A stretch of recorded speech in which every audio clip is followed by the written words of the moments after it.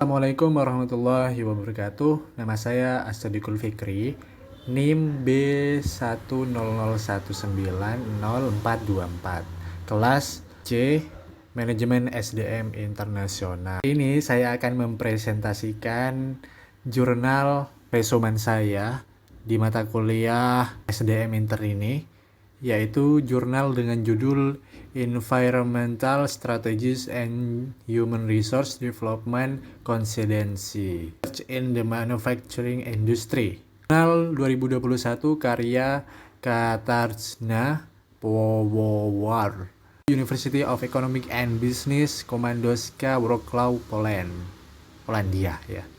Sumber Journal of Cleaner. Jadi sumber ini saya ambil dari Journal of Cleaner yang nyari di website. Langsung aja ke latar belakangnya.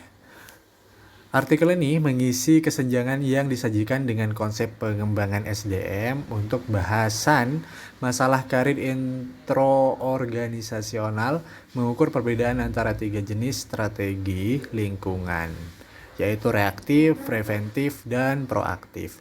Sejauh mana mereka menggunakan praktik terkait dengan pengembangan SDM. Masalah-masalah yang berkaitan dengan lingkungan alam telah mempengaruhi masyarakat dan bisnis ke tingkat yang serius nih. Perusahaan dianggap sebagai salah satu faktor utama yang menimbulkan ancaman bagi lingkungan.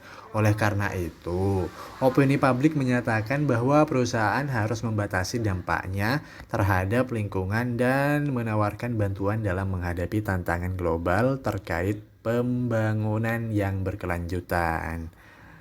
Nah, masalah-masalah ini itu diuraikan dalam 2 bagian. 1. Tipologi strategi lingkungan. Mengacu pada studi Steger pada tahun 1993 membedakan strategi lingkungan yang acuh tak acuh, ofensif, defensif, dan inovatif. Strategi acuh tak acuh ini gitu ya, atau bisa seperti biasa. Ciri khasnya pokoknya strategi defensif dimanifestasikan dalam menarik produk dari pasar yang berbahaya bagi lingkungan dan juga meninggalkan teknologi yang tidak memenuhi kriteria ekologis seperti itu.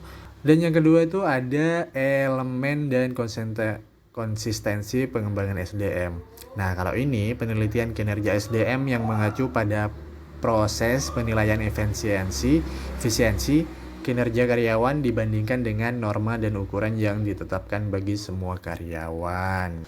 Diasumsikan bahwa semakin kuat asosiasi internal antara tingkat praktik SDM, semakin baik kecocokan SDM internal. Berdasarkan konsep ini, dibuat ukuran spesifik tingkat konsistensi internal HRD dengan menghitung standar deviasi SD atau SD ya, dari 9 item HRD secara terpisah untuk setiap perusahaan.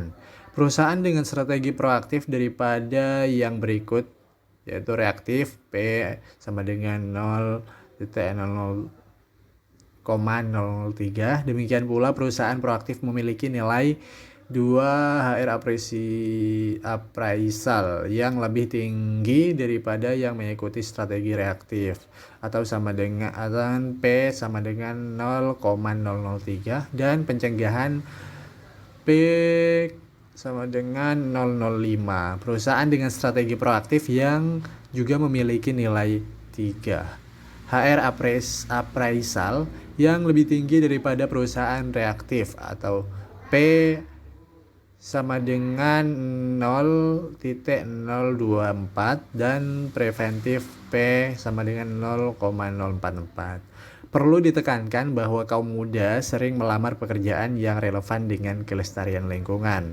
Ini menurut Renwick dan juga Rocco tahun 2015. Dan bahwa mereka membutuhkan pelatihan. Seperti itu.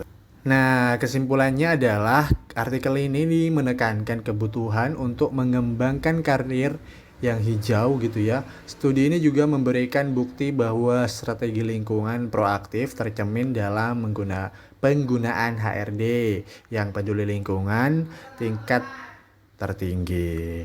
Diperlukan juga secara holistik, temuan terakhir menekankan bahwa tidak ada konsistensi antara praktik individu HRD yang peduli lingkungan. Selain itu nih, kurangnya kecocokan HRD internal juga menjadi diidentifikasi di sebagian besar perusahaan. Terima kasih, ini dari saya. Wassalamualaikum warahmatullahi wabarakatuh.